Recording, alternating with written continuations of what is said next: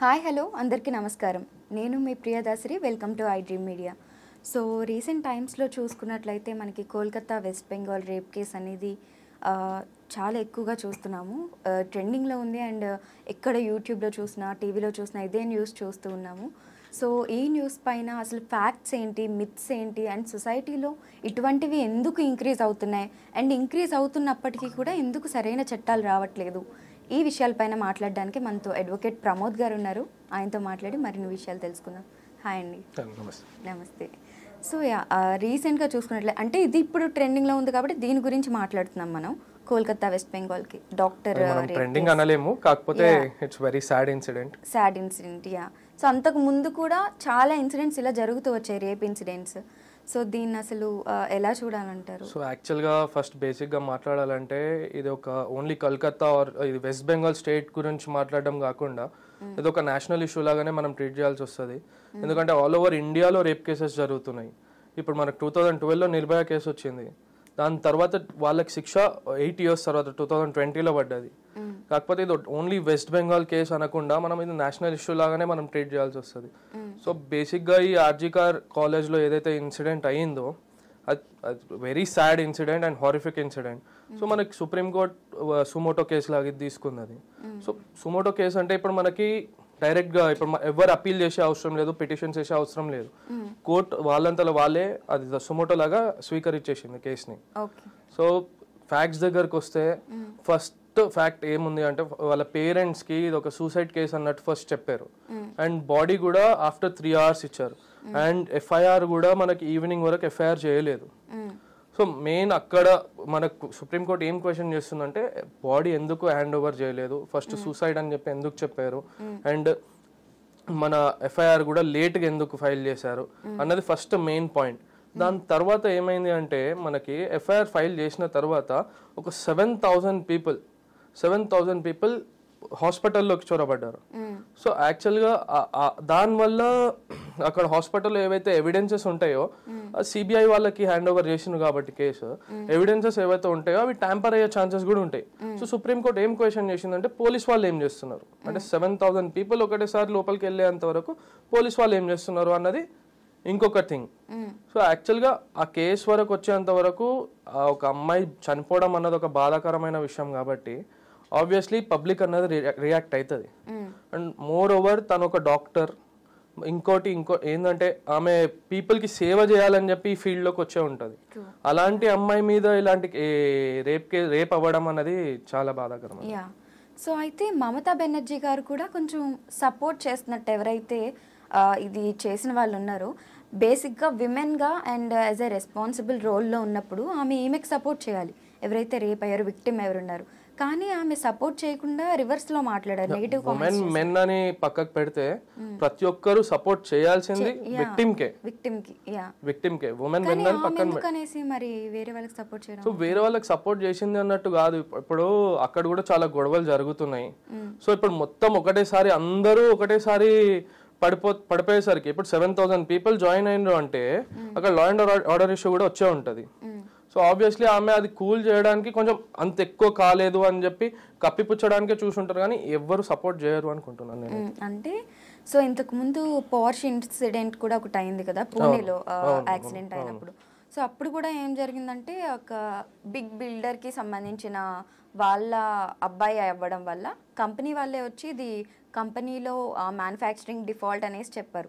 So ఇలాంటి పెద్ద పెద్ద ఇన్సిడెంట్స్ జరుగుతున్నప్పుడు ఆ ఇన్సిడెంట్ లో కూడా ఫస్ట్ డ్రైవర్ మీదకి నెట్టేసి డబ్బులు ఇచ్చి మేనేజ్ చేద్దామని చెప్పి అనుకుంటారు, కానీ అట్ ద ఎండ్ ఫ్యాక్ట్స్ అనేది బయటికి వస్తాయి. ట్రూ. సో అయితే జనరల్గా మనం బయటకు వెళ్ళినప్పుడు ఒక హెల్మెట్ పెట్టుకోకపోతేనో లేకపోతే ఏదన్నా లైసెన్స్ లేకపోతే వెంటనే ఫైన్ చేస్తారు. సో వెంటనే మనకి యాక్షన్ అనేది తీసుకుంటారు కదా. సొసైటీలో ఇంత పెద్ద పెద్ద ఇన్సిడెంట్స్ జరుగుతున్నప్పుడు ఎందుకు యాక్షన్ అనేది ఇంత లేట్ అవుతుంది? సో మోర్ ఓవర్ ఏంటి అంటే no innocent should be punished. So ఆబ్వియస్గా అది కన్ఫర్మ్ అతనే అన్నది అని ప్రూవ్ అయ్యేంత వరకు పనిష్మెంట్ అన్నది జరగదు. అది మన కాన్స్టిట్యూషన్ అట్లుంది, ఇన్నోసెంట్ పనిష్ అవ్వద్దు. సో అందుకనే లేట్ అయినా సరే ఎవరైతే అక్యూజ్డ్ ఉన్నారో ఎవరైతే నిజంగా తప్పు చేసిండ్రో వాళ్ళనే పనిష్ చేయాలి.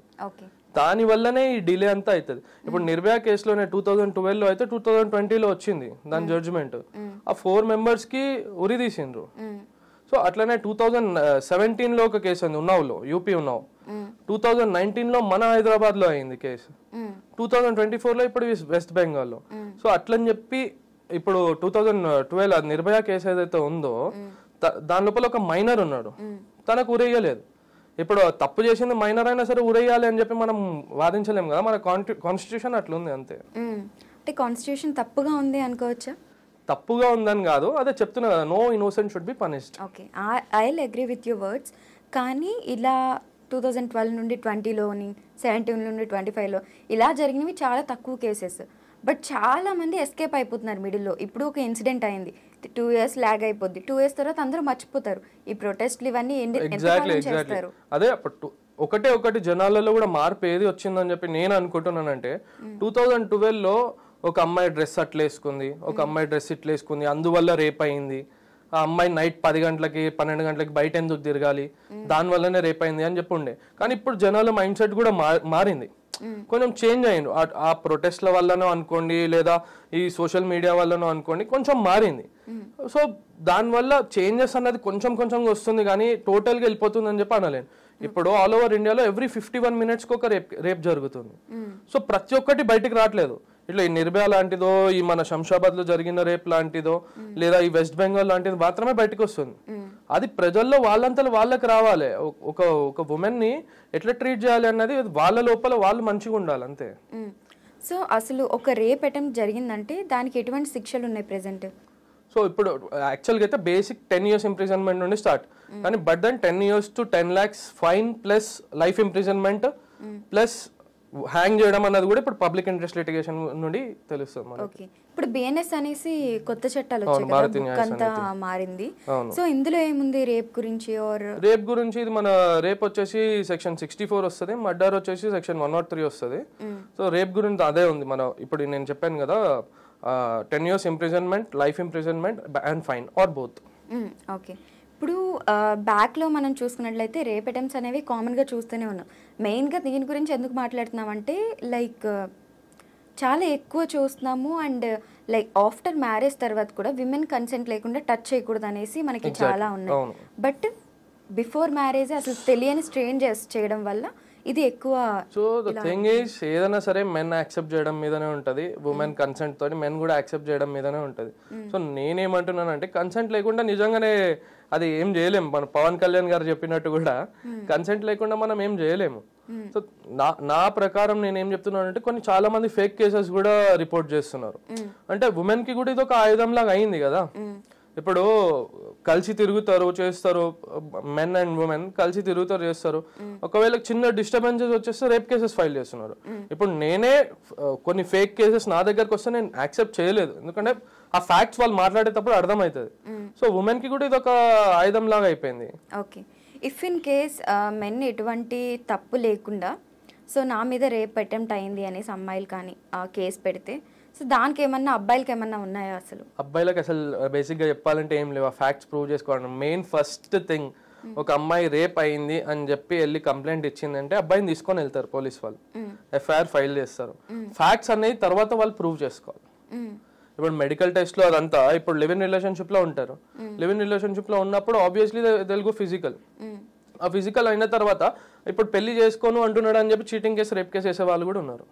ఓకే, సో అలా అబ్బాయిలకి ఎటువంటి చట్టాలు లేవా అయితే వెళ్ళడానికి తప్ప? మీరు మెన్ అని చెప్తున్నారా ఏంటి? అట్లేం లేదు, నిజంగానే లేవు. అది we have to accept it, అంతే కదా. Ya true. So how about living relations, I mean దాని మీద మీ ఒపీనియన్ ఏంటి యాజ్ ఎ లాయర్ గా? ఒకరినొకరు అర్థం చేసుకోవడం ఇస్ ఫైన్, కానీ అది ఒక ఎక్స్టెంట్ వరకు బాగుంటది అనిపిస్తుంది. కానీ అది ఆ రిలేషన్షిప్ వర్కౌట్ కాకపోయేసరికి ఎవరి దారి వాళ్ళు చూసుకున్నారంటే టోటలీ ఫైన్.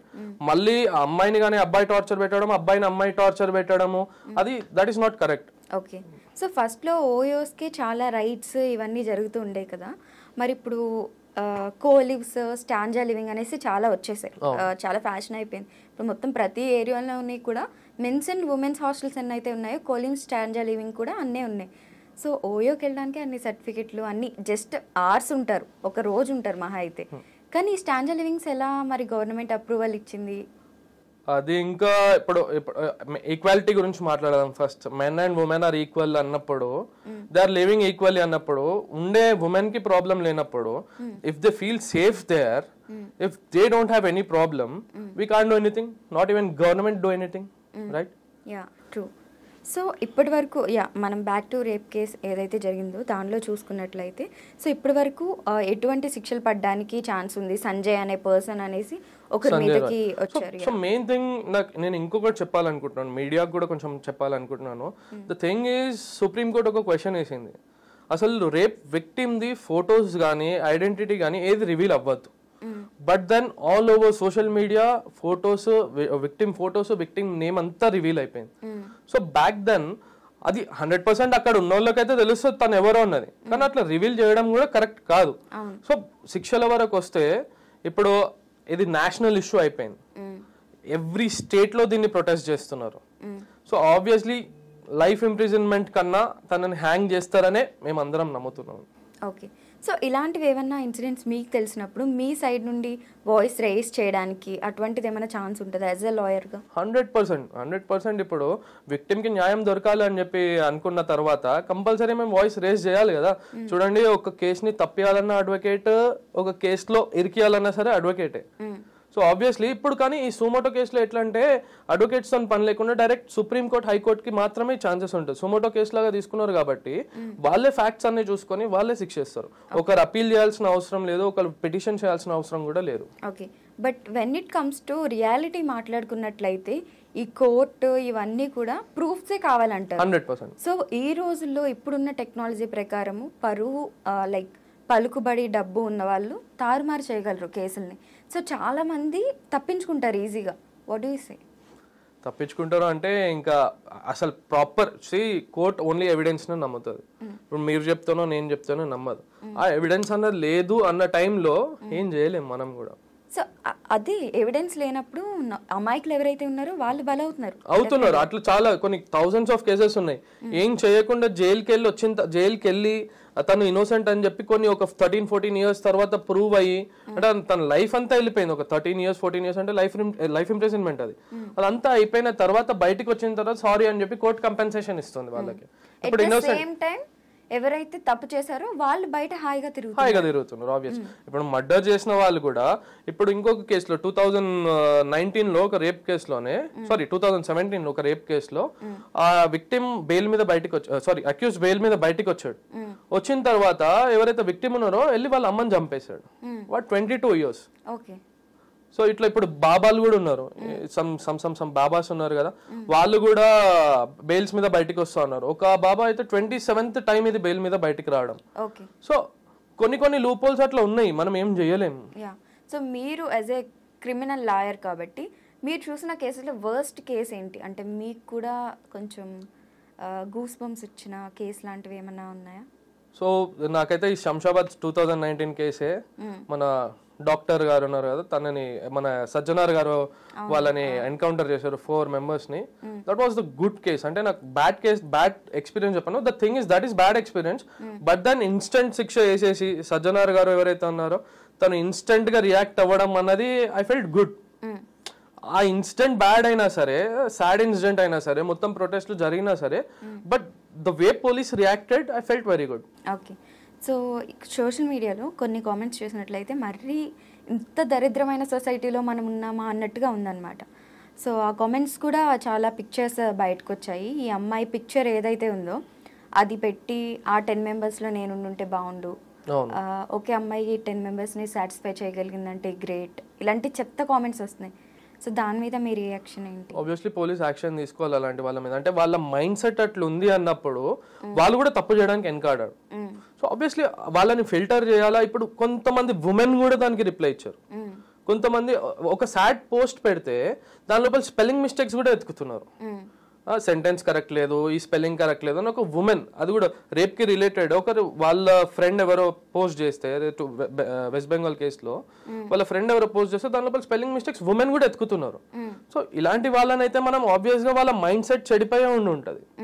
వాళ్ళు రేపు పొద్దున్న తప్పు చేయొచ్చు, 100% తప్పు చేయొచ్చు. ఇన్ఫ్లుయెన్స్ లాట్ ఆఫ్ మెంబర్స్ కూడా బయట ఎవరైతే ఉన్నారో చాలా ఇన్ఫ్లుయెన్స్ చేస్తారు వాళ్ళు. సో ఇటువంటి వాళ్ళకి ఎటువంటి శిక్షలు ఉంటాయి అసలు?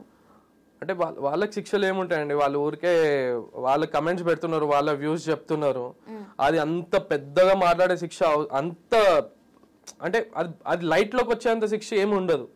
వాళ్ళని పిలుస్తారు, వార్నింగ్ ఇస్తారు, ఆ పోస్టులు డిలీట్ చేపిస్తారు, అంతేగాని వాళ్ళకి ఏదో ఇలా శిక్ష పడిపోతుంది అన్నట్టయితే ఉండదు. చెప్తున్నా, మర్డర్ చేసిన వాళ్ళే బయట తిరుగుతున్నారు అన్నప్పుడు అట్లా ఆ కమెంట్స్ చేసిన వాళ్ళని పిలుస్తారు, వార్నింగ్స్ ఇస్తారు, పంపిస్తారు, డిలీట్ చేపిస్తారు అంతే. మరి మర్డర్ చేసిన వాళ్ళు బయట తిరుగుతుంటే ఇంకా పోలీసులు, అడ్వకేట్లు, కోర్టులు ఇవన్నీ ఉండే ఏంటి ప్రయోజనం? సో ఏంటి ప్రయోజనం అంటే, ఇప్పుడు ఆ మర్డర్ చేసిండ్రు, ఇప్పుడు అది నాన్ కాంపౌండబుల్ కావాలని చేసిండో ఎట్లా చేసిండో అన్నది ప్రూఫ్ కాదు. సో ఇప్పుడు ఒక ఫ్రెండ్ ఉన్నాడు, తనతో పాటు ఇంకొక ఫ్రెండ్ ఉన్నాడు, తను ఆయనతో పాటు ఉన్నాడు, వాడు ఏం తప్పు చేయకపోయినా 8 కిందకి తనకి శిక్ష చేస్తారు. సో ఆబ్వియస్లీ తను నిరూపించుకుంటారు, నేను ఏం చేయలేదు, I was just standing with him. కానీ అప్పుడు కోర్ట్ ఏం క్వశ్చన్ చేస్తారంటే, you are standing with him but you didn't attempt to stop him. అంటే తనకి సపోర్ట్ చేశాను అన్న దాని మీదనే అతన్ని కూడా 8 కిందకి వేస్తారు. కానీ అట్ ద ఎండ్ 8 ఉండనియండి, 10 ఉండనియండి, murder case is a murder case. Okay, తప్పు చేసినా చేయకపోయినా. Yeah okay. సో ఇదే లిస్ట్లో చూసుకున్నట్లయితే రేప్ అవ్వక ముందే ఇఫ్ ఇన్ కేసు మనకు ఆల్రెడీ షీటింగ్ అని ఇవి చాలా ఉన్నాయి విమెన్కి. సో విమెన్ మీద ఒక హెరాస్మెంట్ కానీ ఇలాంటివి జరిగినట్లయితే ఎటువంటి శిక్షలు ఉంటాయి అబ్బాయిలకి? సో ఆబ్వియస్లీ ఇప్పుడు మనం చూస్తున్నాము ఈ క్లబ్బింగ్ కల్చర్ లో కానీ, బయట రోడ్ మీద వెళ్తున్నప్పుడు కానీ తాగేసి అమ్మాయిలను హెరాస్ చేయడము, హెరాస్మెంట్ కేసెస్ చేస్తున్నారు. So the thing is, last time మళ్ళీ మనం మాట్లాడుకున్నట్టు ఉమెన్ కి ఒక రైట్ ఉంది. అది నిజంగా ఇప్పుడు ప్రతి ఒక్క దగ్గర సీసీటీవీ ఫుటేజెస్ ఉన్నాయి, సీసీటీవీ కెమెరాస్ ఉన్నాయి. ఆ ఫుటేజెస్ లో నిజంగా తను హెరాస్ చేస్తున్నారంటే కంపల్సరీ పోలీస్ యాక్షన్ తీసుకుంటది. సో ఒక్క అమ్మాయిని ఒక 11 seconds స్టేర్ చేసినా సరే అది తప్పు. ఓకే, స్టేర్ చేయడం కూడా తప్పు. ఓకే, ఒక అమ్మాయిని డైరెక్ట్ గా స్టేర్ చేయడం కూడా తప్పు. ఓకే, సో అలాంటిది మీరు టచ్ చేస్తున్నారు, కొన్ని టచ్ చేయని చోట టచ్ చేస్తున్నారు అని చెప్పి అనుకున్నట్టయితే కంపల్సరీ పోలీస్ హరాస్మెంట్ కేసెస్ వేస్తారు. Okay, if in case live-in లో ఉండి తర్వాత అమ్మాయి విడిపోవాలనుకుంటే అది వాళ్ళిద్దరు మ్యూచువల్ అండర్స్టాండింగ్ మీద ఉంటుంది. ఓకే, సో ఒకవేళ విడిపోవాలనుకున్నప్పుడు అబ్బాయి ఫోర్స్ చేస్తున్నాడు అనుకోండి, ఆబ్వియస్లీ తను ఫోర్స్ చేస్తున్నాడు, టార్చర్ పెడుతున్నాడు అని చెప్పి తను కంప్లైంట్ ఇవ్వచ్చు. సో ఇప్పటి వరకు ఉన్న అప్డేట్స్ ప్రకారం లేటెస్ట్ అప్డేట్ ఏంటి కోల్కతా కేసులో, అండ్ నెక్స్ట్ ఎటువంటి యాక్షన్స్ తీసుకుంటారు? యాక్చువల్లీ సిబిఐ ఈ రోజు రిపోర్ట్ సబ్మిట్ చేయనుంది. దాని తర్వాత హియరింగ్ డేట్ నాకు తెలిసి 27th రోజు ఉంది, ఇంకొక హియరింగ్ డేట్. సో అప్పటి వరకు మనం వెయిట్ చేయాల్సిందే. కానీ స్టార్టింగ్ లో ఏం చెప్పిందంటే గ్యాంగ్ రేప్ అని చెప్పి మల్టిపుల్ పీపుల్ రేప్ చేశారని చెప్పారు. కాకపోతే అదంతా ఫేక్ అని చెప్పి సిబిఐ ఆల్రెడీ సబ్మిట్ చేసింది. ఓకే, ఇప్పుడేమో డ్రగ్స్ రాకెట్ ఉంది. సో అమ్మాయి హైడ్ చేయాలని, ఐ మీన్ అమ్మాయి వాయిస్ రైజ్ చేయడం వల్ల ప్రిన్సిపల్ యాక్చువల్ గా మమతా బెనర్జీ గారి సిబిఐకి కేసు ఇవ్వడానికి కారణమే అది. సో ఇప్పుడు సంజయ్ రాయ్ ఎవరైతే ఉన్నారో, ఆ అక్యూజ్ ఎవరైతే ఉన్నారో డైరెక్ట్లీ ఒక విత్ ఇన్ 1 hour లో ఒప్పుకున్నాడు, అవును నేనే రేప్ చేసా, if you want to hang me you can. So అంత ధైర్యంగా ఒప్పుకున్నాడు అంటే తన వెనకాల ఎవరైనా పెద్ద తలాలు ఉన్నారేమో అని చెప్పి డౌట్ వచ్చి సిబిఐకి వెళ్ళింది case. Okay, if in case నిజంగా డ్రగ్స్ రాకెట్ ఉన్నట్లయితే ఆ కాలేజ్లో ఎటువంటి యాక్షన్స్ తీసుకుంటారు గవర్నమెంట్? కంపల్సరీ డ్రగ్ టెస్ట్లు అందరికీ చేస్తారు. డ్రగ్స్ రాకెట్ ఉంది అన్నది అది సిబిఐ వాళ్ళే ప్రూవ్ చేయాల్సి వస్తుంది. డ్రగ్స్ టెస్ట్ చేసినప్పుడే కదా తెలుస్తుంది ఒకళ్ళు నిజంగా ఉందో లేదో. ఇప్పుడు మన హైదరాబాద్ లో చూసుకుంటే ప్రతి ఒక్కరి దగ్గర హాస్టల్స్ లో, క్లబ్స్ లో అన్ని దగ్గర డ్రగ్ టెస్ట్లు చేస్తున్నారు. సో ఆబ్వియస్లీ అక్కడ కూడా చేస్తుండొచ్చు మరి, ఒకవేళ ఆ డౌట్ ఉంటే. ఓకే, సో నాకు వచ్చిన మేజర్ డౌట్ ఏంటంటే if in case like alcohol తీసుకునే వాళ్ళు, ఈ క్లబ్బింగ్ కల్చర్ ఎవరికైతే బాగా అలవాటు, రోజు వెళ్ళే అలవాటు ఉందో వాళ్ళలో ఎక్కువ డ్రగ్స్ తీసుకోవడం అనేది ఉంటుంది అనమాట. సో ఆల్కహాల్ తీసుకున్నప్పుడు ఎక్కువ అట్లా అనుకోవడం కన్నా, సో నాకు తెలిసినంత వరకు నేనేం చెప్తున్నానంటే ఈ డ్రగ్స్ అన్న గ్యాంగ్ సపరేట్ ఉంటుంది, ఆల్కహాల్ తాగే పీపుల్ సపరేట్ ఉంటారు. అంటే they vibe with the alcohol. The people who take drugs, they vibe with the drugs. అంటే వాళ్ళకి ఇంకా ప్రపంచంతో సంబంధం లేదు, సంబంధం లేకుండా ఉంటారు. సో ఆబ్వియస్లీ క్లబ్బింగ్ వాళ్ళు కూడా తను ఇప్పుడు మనం జనరల్ గా అనుకుంటే మన గోర్లో కూడా డ్రగ్స్ పెట్టుకొని తీసుకెళ్లొచ్చు అంట. ఎంత చెక్ చేస్తారు వాళ్ళు కూడా. సో ఆబ్వియస్లీ వాళ్ళంతలో వాళ్ళకే రియలైజేషన్ రావాలి, that is not good for us అని చెప్పి. ఓకే, ఎందుకు డ్రగ్స్ మీద అంత నిఘా పెడతారు? బేసిక్ గా చిన్నది దొరికినా కానీ చాలా పెద్ద కేసులు అవుతాయి. వై అంటే ఆబ్వియస్లీ అది మన సొసైటీని పాడు చేస్తుంది. ఇప్పుడు ఈ రేప్స్ జరగడానికి కారణం కూడా, ఇప్పుడు కొంతమంది గంజాయి తాగుతారు, డ్రగ్స్ తీసుకుంటారు, ఆల్కహాల్ లో ఉంటారు. ఆ నషాలో ఇంటాక్సికేటెడ్ ఉన్నప్పుడు వాళ్ళు ఏం చేస్తున్నారో వాళ్ళకే అర్థం కాదు. హాఫ్ ఆఫ్ ద రేప్స్ ఈ డ్రగ్స్ తీసుకోవడం వల్ల, ఈ గంజాయి తాగడం వల్ల, ఫుల్లీ ఇంటాక్సికేటెడ్ అవ్వడం వల్లనే రేప్స్ కూడా జరుగుతున్నాయి. సో ఆబ్వియస్లీ అది కూడా మన సొసైటీకి ఉన్న ప్రెసెంట్ గవర్నమెంట్ కి తప్ప పేరు తెచ్చినట్టే కదా, చెడ్డ పేరు వచ్చినట్టే అది. సో ఆబ్వియస్లీ కంపల్సరీ ఆ డ్రగ్స్ అన్నప్పుడు అది వేరే వాళ్ళకి హాని, వాళ్ళకన్నా వాళ్ళు ఏమైనా చేసుకోనండి, కానీ ఆ డ్రగ్స్ తాగిన స్టేట్ లో వేరే వాళ్ళని కొట్టడము, వాళ్ళని అబ్యూజ్ చేయడము, ఉమెన్ ఉంటే రేప్స్ అవ్వడము ఈ డ్రగ్స్ స్టేట్ లోనో ఇంకా గంజాయి స్టేట్ లోనే కదా అవుతుంది. అదే స్టేట్ ఆఫ్ మైండ్ లో అవుతుంది. రీసెంట్ గా సెలబ్రిటీస్ కూడా ఒక ఇష్యూలో బాగా దొరికారు, డ్రగ్స్ తీసుకుని రేవ్ పార్టీలు. Exactly, Bengaluru rave party. So rave parties నే బ్యాన్ చేస్తే అయిపోద్ది కదా, ఎందుకంటే ఆబ్వియస్లీ రేవ్ పార్టీస్ బ్యానే ఉన్నాయి, బ్యాన్ చేసే అవసరం లేదు, ఆల్రెడీ దే ఆర్ బ్యాన్. ఇప్పుడు రేవ్ పార్టీస్ అన్న కల్చర్ మన కల్చరే కాదు, అది ఫారెన్ కల్చర్. మన దగ్గర ఎప్పటి నుండో బ్యాన్ ఉన్నాయి. కాకపోతే ఇప్పుడు ఫ్రెండ్స్, ఇప్పుడు ఆల్ ఆర్ ఈక్వల్ అన్నప్పుడు ఫ్రెండ్స్ కలిసి పార్టీ చేసుకుంటున్నా సరే, నార్మల్ ఒక చిన్న పార్టీ చేసుకున్నా సరే దాన్ని రేవ్ పార్టీ అన్న పేరుతోనే తీస్తున్నారు. ఇప్పుడు జనరలీ మొన్న ఇంకొక సెలబ్రిటీది ఫామ్ హౌస్ లో ఇష్యూ అయింది. ఆల్ ఫ్రెండ్స్ ఉన్నారు అంతే, they are all having alcohol అంతే. అండ్ దాన్ని కూడా మన సోషల్ మీడియాలో ఎట్లా వేసిండ్రు, సో అండ్ సో దొరికింది రేవ్ పార్టీలో అని చెప్పి ఇస్తున్నారు. ఫ్రెండ్స్ కలిసి కూర్చొని తాగడం కూడా రేవ్ పార్టీ కిందకి రాదు కదా. సో యాజ్ ఆఫ్ నౌ ఉన్న అప్డేట్ ప్రకారం అయితే ఈ రోజు సిబిఐ రిపోర్ట్ సబ్మిట్ చేశారన్నారు కదా, ఈ సిబిఐ అనేది ఎన్ని డేస్ జరుగుతుంది మనకి ఇన్వెస్టిగేషన్ అంతా? సో ఇప్పుడు డైరెక్ట్ చీఫ్ జస్టిస్ గారు చూస్తున్నారు కాబట్టి 9 జడ్జెస్ బెంచ్ ఉంది. సో వాళ్ళందరూ దాన్ని రివ్యూ చేసి ఫ్యాక్ట్స్ అన్ని తెలుసుకున్న తర్వాత మనకు జడ్జ్మెంట్ అన్నది ఇస్తారు. సో అప్పటి వరకు మనం వెయిట్ చేయాలి. ఎన్ని డేస్ ఎక్స్పెక్ట్ చేయొచ్చు మనం? ఇప్పుడు డిపెండ్స్, నెక్స్ట్ హియరింగ్ అయితే 27th అని చెప్పి అంటున్నారు. So we have to wait till then. Okay, అప్పుడు కూడా we will get another update కానీ there is no full stop. Exactly, no full stop అంతే. అంటే ఇంత ఇమీడియట్ గా అయితే తనకు శిక్ష పడిపోతుంది, తీసుకెళ్లి ఉరి తీసేస్తారు అన్నట్టయితే కాదు. మనం ఆ ప్రొటెస్ట్లు చేస్తూనే ఉంటాం. 2012 లో ప్రొటెస్ట్ చేసినాం, ఆఫ్టర్ 12 years మళ్ళీ ప్రొటెస్ట్ చేస్తున్నాం. అది అక్కడి వరకు ప్రొటెస్ట్ లోనే అయిపోతుంది అనుకుంటున్నా. కానీ but what I believe is to don't burn candles, burn the person who is accused అంతే. But I have a doubt that Sanjay Roy నేనే రేప్ చేశాను అని ఒప్పుకున్న తర్వాత, అండ్ ఆ అమ్మాయి నెయిల్స్ లో కూడా ఏదైతే బ్లడ్ ఉందో సంజయ్ రాయ్ బాడీ మీద ఉన్న స్క్రాచెస్ తో మ్యాచ్ అయిందని చెప్పారు. సో మ్యాచ్ అయిందని చెప్పినప్పుడు మరి ఎందుకనేసి ఆ అబ్బాయిని ఇంకా ఉరి తీయట్లేదు? అంటే తన వెనకాల ఎవరున్నారో కూడా తెలుసుకోలేదు కదా. అంత డైరెక్ట్ గా ఇప్పుడు 150 milligrams ఆఫ్ సీమెన్ దొరికింది అని చెప్పి కూడా మధ్యలో వచ్చింది కదా, 150 milligrams ఆఫ్ సీమెన్ దొరికింది అని చెప్పి. మళ్ళా కాలేజ్ ఎక్స్ ప్రిన్సిపల్ గురించి సందీప్ ఘోష్, ఐ గెస్ అతని గురించి.